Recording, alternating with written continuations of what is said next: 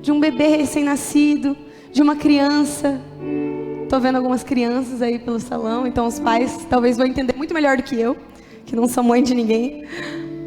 Mas lá na fazenda a gente tem muitos pais e muitas mães que têm os seus filhinhos ali, seus filhos crianças. E a gente tem o privilégio de muitas vezes servir essas famílias e de cuidar dessas crianças. E sempre que eu tô com essas crianças, eu penso em dependência. Uma das histórias que eu vou citar, mas que eu sinto de já trazer, é que tudo isso, esses números, esses testemunhos, tudo isso é muito bonito. Mas também tem muitas dificuldades no meio do caminho. E em fevereiro desse ano, uma semana depois de a gente receber esses 220 alunos, os obreiros e os voluntários, a maioria mora na cidade. A gente não mora dentro da fazenda mais. Então a gente tem as nossas próprias casas, os nossos móveis, as nossas coisas. E em fevereiro, uma semana depois de a gente receber os nossos 200 alunos, a gente acordou, um dia depois assim, de uma noite de jogos, para conhecer eles. Durante a noite choveu muito. E quando a gente acordou de manhã, a cidade estava inundando. Então tinha uma enchente acontecendo na cidade. E foi algo muito rápido. A gente acordou 7h30 da manhã e 8 horas a enchente já estava enchendo as casas. E a gente só restava sair e orar para a chuva parar. Então a gente saiu e a gente foi para uma casa de um membro da nossa comunidade que é bem no alto da cidade. E no mesmo condomínio que eu moro, tinha uma mãe grávida e ela tinha um bebezinho já, uma bebezinha de 8 meses, que viveu essa enchente junto com a gente. E quando eu cheguei nessa casa, a bebezinha estava ali, sorridente. Ela era mais feliz. No meio de tanto caos, no meio de tanta coisa que estava assim, muita gente estava chorando, desesperada. Gente que tinha acabado de comprar um sofá e tinha acabado de perder, provavelmente. Não sabendo se a chuva ia parar. Então a gente estava ali no alto da cidade, olhando a cidade sendo encharcada, alagada. E a gente também sabendo que daqui a 2 meses, a maioria que estava perdendo tudo ia liderar uma viagem missionária. Então, naquele ambiente de muito caos, todo mundo ali junto, não sabendo o que ia acontecer, estava aquela bebezinha. E aquele foi um dos dias que Deus mais ministrou comigo, sobre nós sermos como crianças. Aquela bebezinha, ela não estava preocupada com nada, porque ela estava num lugar de dependência. Ela dependia 100% da mãe e do pai dela. E é nesse lugar que muitas vezes o Senhor, Ele nos chama. Sabe, quando o Senhor Jesus, Ele diz, deixem vir as minhas criancinhas, porque delas é o reino dos céus. Eu acredito que muito disso tem a ver com essa dependência, com essa confiança de que aquela bebê, ela não estava preocupada com as roupas que ela tinha perdido, porque ela perdeu roupas na enchente. Mas ela não estava preocupando com isso, ela sabia que os pais delas iam cuidar disso. Ela nem estava pensando, ela estava só sendo criança. Mas sabe, um bebê ele nasce num ponto de dependência dos pais, que se você não alimentar ele vai morrer, porque ele não consegue ir atrás do alimento. Eles não conseguem nem mesmo se limpar sozinhos. É uma dependência completa, é uma dependência 100%. E conforme as crianças crescem, e é justamente uma das estações que uma das crianças lá da comunidade está, ela quer fazer tudo sozinha. E ela acha que ela consegue, que ela é independente. E muitas vezes essa é a tendência. De conforme a gente cresce, a gente acredita que a gente consegue fazer as coisas sozinhos. E é isso que a gente faz com Deus também. Muitas vezes a gente pensa que a gente já é bom, que a gente já dá conta, que a gente consegue. E a gente fala, não, Deus, aqui eu consegui. Vai ajudar outro que precisa mais. Mas Deus, Ele não chama, quando você está necessitado, você depende de mim. Deus chama nós a um estilo de dependência total, 100%, integral, todos os dias, sempre. Então eu quero convidar você a abrir a sua Bíblia em 1 Reis 17.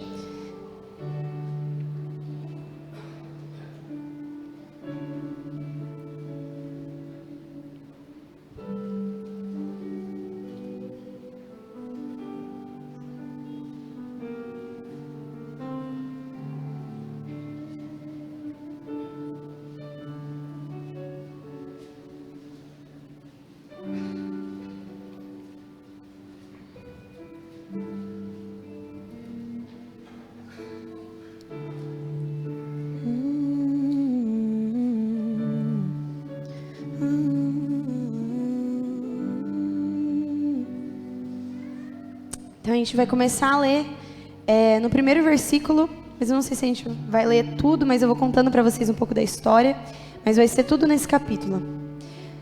Então, versículo 1.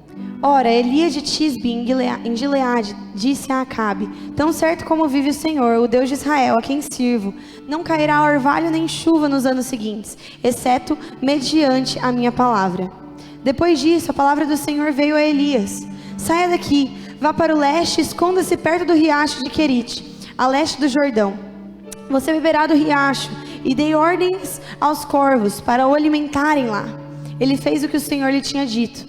Foi para o riacho de Querite, a leste do Jordão, e ali ficou. Os corvos lhe traziam pão e carne de manhã, e no final da tarde ele bebia água do riacho. Até aí, por enquanto. A gente vai falar sobre a dependência do Senhor em duas perspectivas. A primeira delas é a perspectiva de Elias. E a chave disso, se você está anotando, o ponto que a gente mais vai ressaltar na perspectiva de Elias, em como que Elias ele precisava depender do Senhor, é que Elias ele precisava descobrir de onde vem o verdadeiro sustento. Porque não é do corvo, não é do riacho,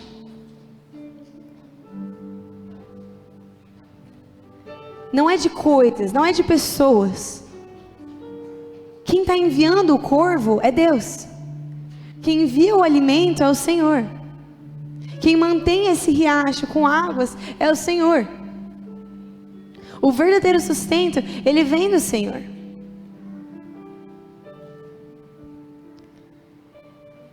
Mas a gente vai ver que ao decorrer dessa história, chega um momento dessa história que o riacho ele vai secar.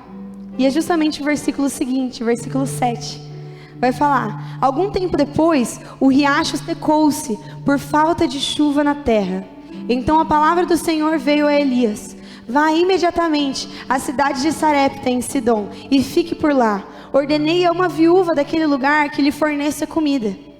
Ele foi a Sarepta. Quando chegou à porta da cidade, encontrou uma viúva que estava colhendo gravetos. Ele a chamou e perguntou: pode me trazer um pouco de água em uma jarra para eu beber? Versículo 11. Enquanto ela ia buscar água, ele gritou: por favor, traga-me também um pedaço de pão. Ela, porém, respondeu: tão certo como vive o Senhor, o teu Deus, não tenho nenhum pedaço de pão, só um punhado de farinha, e um cântaro, e um pouco de azeite em uma botija. Estou colhendo 2 gravetos para levar para casa e preparar uma refeição. Depois de a comermos, o meu filho e eu morreremos. Até aí. Então agora, Elias, ele já estava no meio do nada, perto de um riacho, tendo uma comida que ele precisava confiar todos os dias que o Senhor ia enviar através de um corvo. Só que agora, o riacho, a fonte de água dele secou. E eu não sei você, mas eu quero que você comece a pensar na sua vida, em coisas que talvez você tentou colocar a sua dependência muitas vezes. Talvez você confiou em pessoas, talvez você confiou naquele emprego que você tinha e você falou: não, porque esse emprego é a fonte de renda de toda a minha casa. Mas quem te deu o emprego, na verdade, foi o Senhor. Quem abriu essa porta, na verdade, foi o Senhor.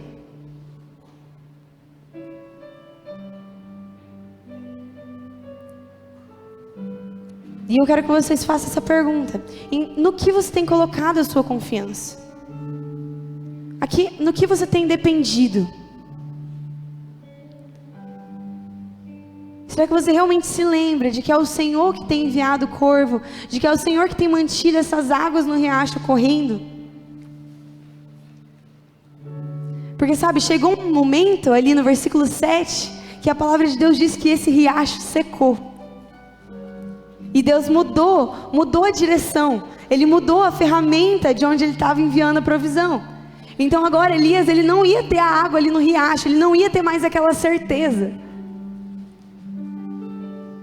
E sabe o pior de tudo? É que quem ordenou que parasse de chover foi o próprio Elias, o profeta de Deus. Então foi da vontade do Senhor que aquele riacho secasse.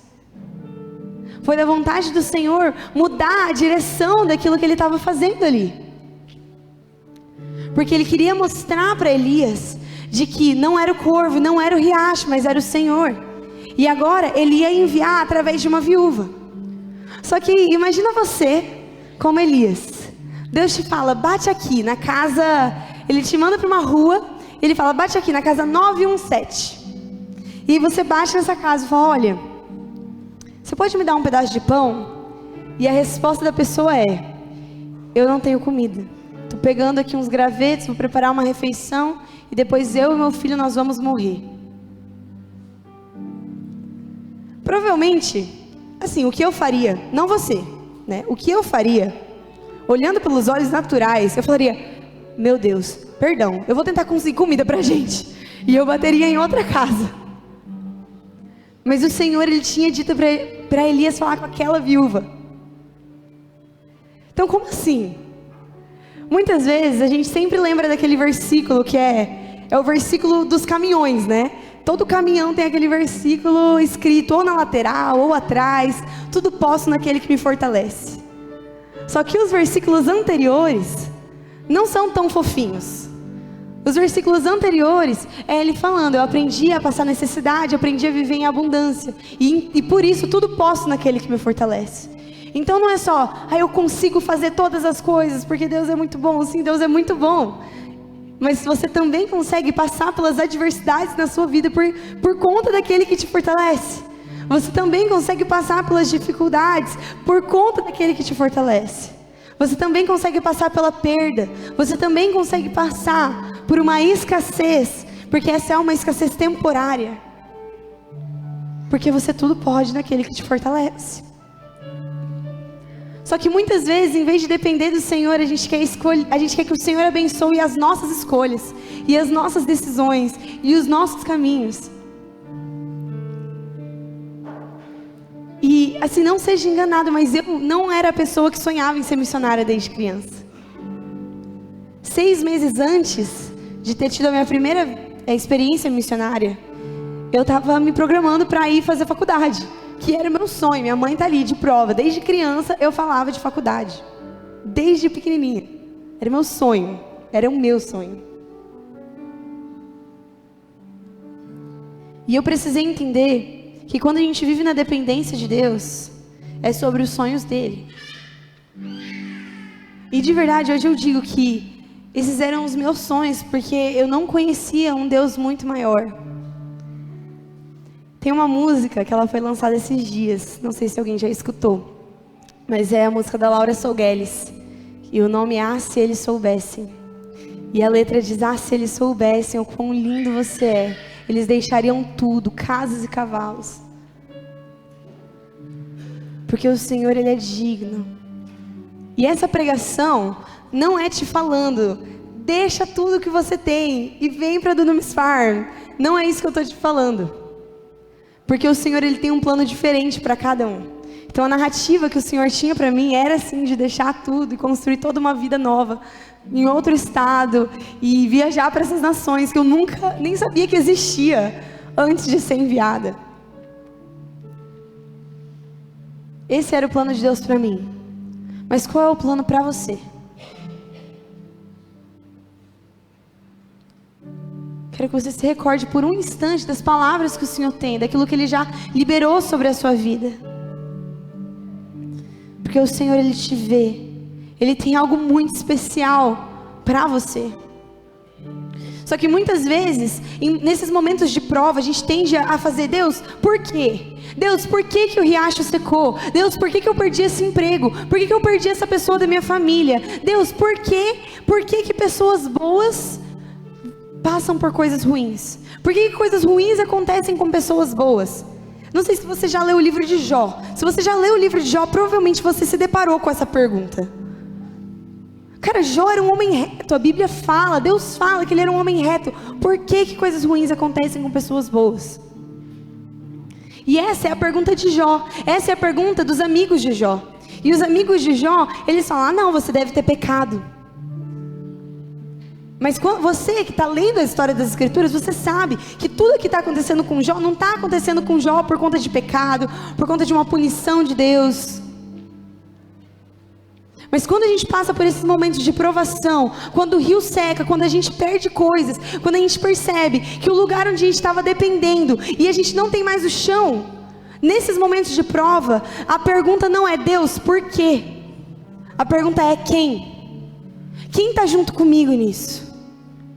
Não sei você, mas eu sempre me vi como uma pessoa que tinha uma justiça própria muito forte. Tinha esse zelo pela justiça. E muitas vezes aquilo que é justiça para nós é um pouco diferente. A nossa justiça, ela não é a justiça de Deus. E não significa, e ver situações de injustiça não significa que Deus não é justo, e que Deus não é bom, e que Deus não continua sendo fiel. Mas sabe quem foi o maior injustiçado do mundo todo? O nosso Senhor Jesus. E sabe quem está com você? Talvez isso que você sente, nossa, mas isso é injusto. Nossa, mas eu trabalhava tão bem. Nossa, Deus, mas como assim? Por que isso está acontecendo comigo? Talvez você tenha uma resposta. Talvez lá na frente tudo faça sentido. Mas mesmo quando não faz sentido, quem está com você nisso? Quem que está do seu lado? Em quem você depende? Em quem você confia? Será que você continua confiando no Senhor quando o riacho seca? Será que você continua confiando no Senhor quando você bate na porta da próxima provisão e a viúva não te conhece, não sabe quem você é, não tem pão para te dar, não tem nada?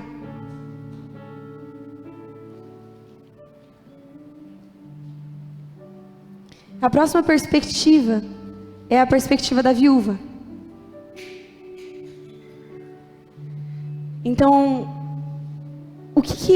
qual é o desafio? Qual é o desafio da viúva de Sarepta? O desafio dela é que ela precisa tirar o eu do caminho. Por quê? O que ela responde aqui para Elias? Ela responde: tão certo como vive o Senhor, o teu Deus, não tenho nenhum pedaço de pão, só um punhado de farinha e um cântaro, e um pouco de azeite e uma botija. Estou colhendo 2 gravetos para levar para casa e preparar uma refeição. Depois de a comermos, o meu filho e eu morreremos. O que essa viúva, ela pensou diante daquela necessidade de Elias? Ela pensou que dependia dela. Ela pensou que a provisão viria dela. Viria do contexto que ela tinha. Viria dos olhos, daquilo que ela podia ver com os olhos naturais dela. E muitas vezes essa é a nossa resposta para o Senhor. Quando o Senhor nos pede coisas, quando o nosso irmão precisa de ajuda, a gente olha para nós mesmos e a gente fala: eu não tenho, eu não posso. A gente olha para as nossas próprias condições e a gente fala: eu sou limitado, eu sou incapaz e eu não consigo. E sendo muito sincera aqui, essa muitas vezes foi a minha resposta para o Senhor. Quando o Senhor me chamou para a vida missionária, a minha resposta para o Senhor foi: Deus, eu não tenho dinheiro. Deus, eu não tenho capacidade para te dar. Se você olhasse na minha igreja toda, eu não era mais provável de ir para esses lugares, de ser chamada pelo Senhor. Deus, eu não tenho nada para te oferecer. E é aí que a gente se engana. Porque Deus, Ele não está interessado naquilo que você tem para oferecer. Ele está interessado na sua disponibilidade. Ele está interessado no seu sim. E a partir do seu sim, Ele pode fazer algo com isso. Ele vai multiplicar a comida. E não vai faltar para você e não vai faltar para o outro. Porque a disponibilidade para o Senhor, a disponibilidade, ela conta muito mais do que qualquer recurso natural e humano que você tem a oferecer para Ele. Porque não é você, é o Senhor.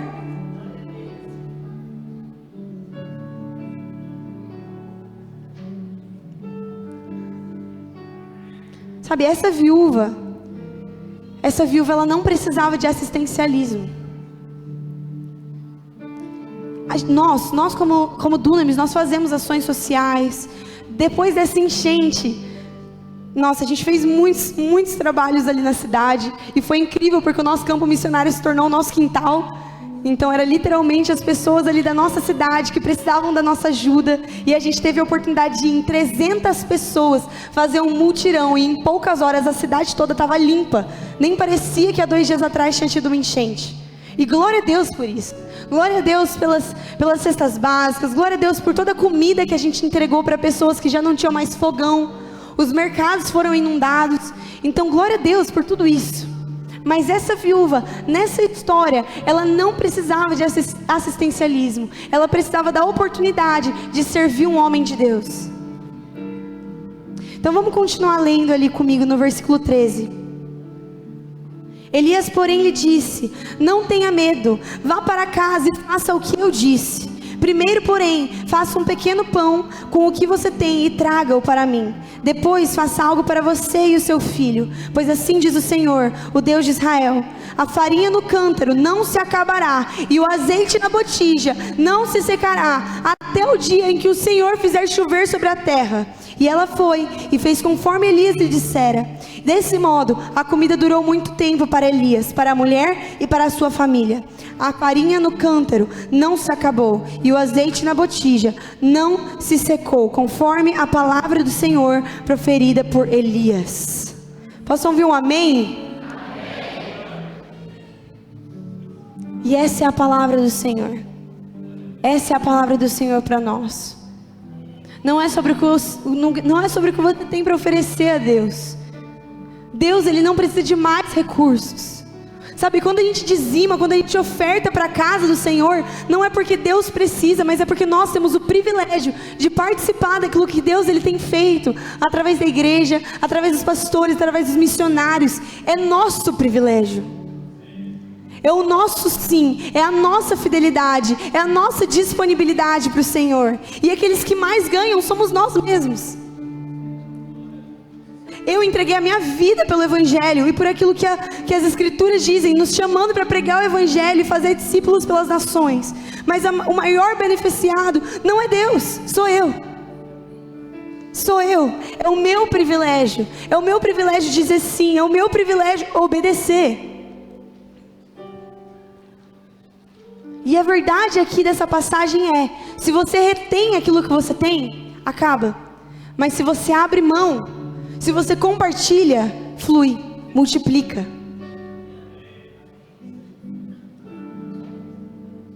Então o que é que você tem segurado tanto que você está impedindo o Senhor de te entregar mais? De multiplicar nas suas mãos? De fazer o melhor daquilo que você já tem? Ou será que você está como essa viúva? Nossa, mas eu tenho tão pouco, eu não tenho o suficiente nem para mim. Eu estou à beira da morte.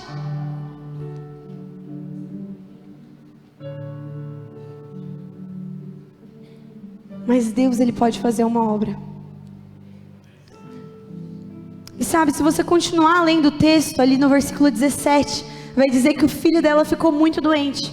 E a situação ficou tão grave que o filho dela parou de respirar. Então a mulher reclamou a Elias. Ali no versículo 18, vai dizer: o que você tem contra mim, ó homem de Deus? Vieste para lembrar-me do meu pecado e matar-me o meu filho? E aí no versículo 19, Elias responde: dê-me o seu filho. Ele o apanhou nos braços, ele o apanhou dos braços dela, levou-o para o quarto de cima, onde estava hospedado, e o pôs em sua própria cama. Então clamou o Senhor: ó Senhor, meu Deus, trouxesse também desgraça sobre essa viúva, em cuja casa estou hospedado, fazendo morrer o filho dela. Então ele se deitou sobre o menino 3 vezes e clamou ao Senhor: ó Senhor, meu Deus, faz voltar à vida esse menino. E o Senhor ouviu o clamor de Elias, e a vida voltou ao menino, e ele reviveu. E pensar que toda essa história começou com esse cara doido batendo na porta dela, pedindo por comida, sendo que ela não tinha nada para oferecer. Ela disse que ela ia comer e morrer, mas mal sabia ela que ela precisava abrir mão da própria comida, para que então, quando o filho dela se enfermasse, a morte não atingisse, a morte não alcançasse. Porque ela havia servido um homem de Deus. E o que isso diz sobre nós? Nós não fazemos ideia dos planos do Senhor. Muitas vezes nós tentamos adivinhar. Quantas vezes eu já tentei adivinhar aquilo que o Senhor tinha para mim? Quantas vezes eu tentei limitar aquilo que o Senhor Ele já tinha me revelado? Falar, então isso é tudo. Não, isso não é tudo. E Deus muitas vezes Ele não vai compartilhar com você tudo, senão você vai atrapalhar. com o seu medo, com a sua insegurança. Deus não me falou que eu ia estar lá até 2025. Deus me falou que eu ia passar 6 meses. E depois Ele revelou mais um pouco. E depois mais um pouco. Hoje eu sei que eu estou lá num tempo de preparação antes de me mudar para o Oriente Médio. Mas isso também não é tudo. Porque esse ano eu fui para a América Latina. E aprendi espanhol. E pude ganhar o coração de Deus por mais nações. E isso foi um privilégio tão grande. Então você não tem como adivinhar. Você não tem como prever. E as suas preocupações, elas querem te impedir de você atingir, de você acessar a plenitude daquilo que o Senhor Ele tem para você. Então eu quero convidar você a fechar seus olhos. E começar a abrir mão das preocupações. Começar a abrir mão daquilo que te aflige. A confiança no Senhor, ela é o lugar mais seguro do mundo. A dependência do Senhor é o lugar mais seguro do mundo. Nas mãos daquele que é todo poderoso, nas mãos daquele que tudo pode fazer. Como a gente cantou algumas canções atrás, aquele que fez o leão jejuar, aquele que tira a força do fogo. Esse é o Deus que nós servimos. Que mesmo quando Ele te pede para você entrar numa cova de leões, você não vai ser devorado. Mesmo quando Ele te pede para você entrar numa fornalha ardente, você não vai se queimar. Confiar no Senhor vale a pena. Confiar no Senhor vale a pena. Custe o que custar. Custe o último pedaço de pão que você tem na sua casa. Se é isso que o Senhor está te pedindo, dê sem medo. Dê sem medo.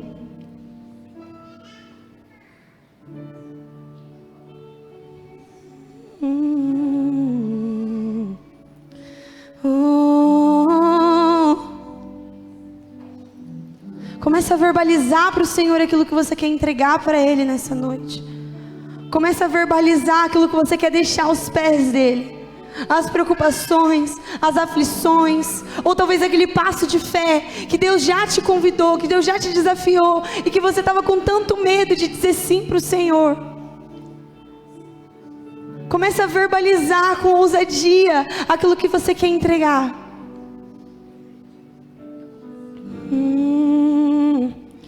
Nós entregamos tudo, tudo, tudo, tudo.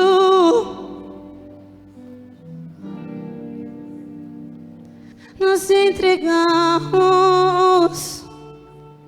tudo aos teus pés. Tudo, tudo, tudo. Os nossos planos, nossas finanças, a nossa casa, nossa família, os nossos sonhos. Nós te entregamos, Senhor. Nós te entregamos, Senhor.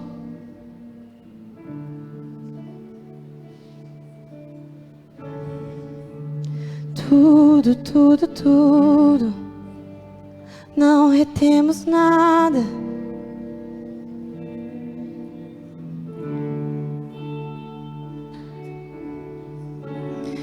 Sim, Senhor, eu quero orar por essa igreja. E eu oro por cada um aqui, Senhor, que de alguma forma se identificou com essa palavra, de alguma forma entendeu que precisa descobrir de onde realmente o verdadeiro sustento vem, que vem das suas mãos. O nosso sustento, o pão da nossa mesa, a provisão para nossas famílias, Senhor, vem das suas mãos. Não vem do nosso chefe, não vem do nosso emprego, não vem da universidade, não vem da oportunidade que apareceu. Vem das suas mãos e somente do Senhor. E Deus, nós tiramos a nossa mentalidade pobre do caminho, a nossa mentalidade que nós podemos tão pouco, a nossa mentalidade que nós não somos. Nós queremos tirar todas essas barreiras, todos esses limites do caminho, e nós pedimos, Senhor, para que o Senhor nos dê ousadia, nos dê uma nova porção de fé, para acreditar e avançar com os desafios que o Senhor tem proposto. Não importa os obstáculos e as dificuldades, nós sabemos que nós não vamos perecer quando nós estamos contigo, quando nós confiamos que estamos nas tuas mãos. Nós não pereceremos, Senhor. Vale a pena confiar em ti. O Senhor é digno da nossa confiança, o Senhor é digno da nossa dependência, o Senhor é digno do nosso sim, da nossa disponibilidade. Então eis-nos aqui, Senhor Jesus, eis-nos aqui para obedecer a sua voz, custe o que custar. Custe